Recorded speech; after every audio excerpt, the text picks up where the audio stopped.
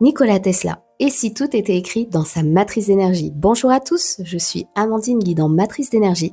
Si tu souhaites calculer gratuitement ta matrice, n'hésite pas à te rendre sur mon site matriceenergiefrance.fr. Aujourd'hui, nous allons analyser la matrice de Nikola Tesla. Il répétait à longueur de temps: si vous voulez comprendre l'univers, pensez en termes d'énergie, de fréquence et de vibration.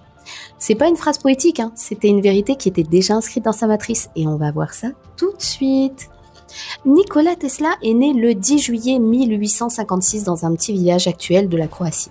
Connu comme inventeur et ingénieur, il a profondément marqué l'histoire avec ses découvertes sur l'électricité, le courant alternatif, la radio, les moteurs électriques, donc les fréquences, les vibrations. Mais Tesla n'était pas seulement un scientifique, il était obsédé par les chiffres 3, 6, 9. Ce qu'il appelait la clé de l'univers. Il était convaincu d'être connecté à quelque chose de plus supérieur, cosmique, ce qui lui donnait l'inspiration. Mais il est resté solitaire, célibataire, parfois incompris, vivant une vie presque ascétique. Très pauvre d'ailleurs. En bref, Tesla n'était pas qu'un inventeur, il incarnait une conscience supérieure. Et qu'est-ce que la matrice d'énergie nous dit de Nikola Tesla? Alors avant de plonger dans sa matrice, reprenons les bases.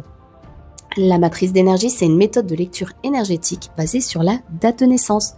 Elle nous révèle donc ton portrait énergétique, tes qualités, tes défauts, tes intuitions, tes missions de vie personnelles, sociales, spirituelles, mais aussi tes zones de blocage, tes défis. Alors c'est un outil qui met en lumière les forces qui t'accompagnent de ta naissance et tout au long de ta vie. Donc voilà, la matrice de Nikola Tesla en un coup d'œil. Je vous montre le schéma tout de suite.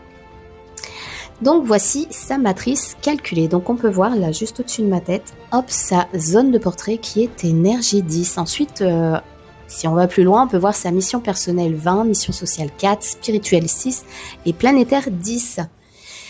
Bon, ce schéma est quand même assez fascinant car il explique à lui seul tous les paradoxes de sa vie. Oui, sa zone de portrait qui est là au-dessus de ma tête, énergie 10, qui nous montre le cycle et l'intuition.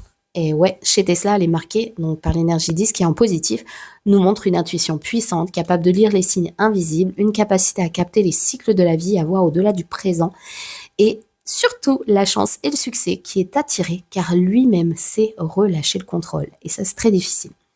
En négatif, c'est une peur persistante de l'avenir, ce qu'il avait beaucoup, une difficulté à se conformer aux attentes sociales, oh là là, pour lui, terrible, et une inquiétude qui peut mener à l'isolement. Quelles sont les correspondances avec sa vie? Tesla voyait le monde comme un système énergétique cyclique, d'où son obsession pour la fréquence et la vibration. Mais il vivait aussi dans l'angoisse,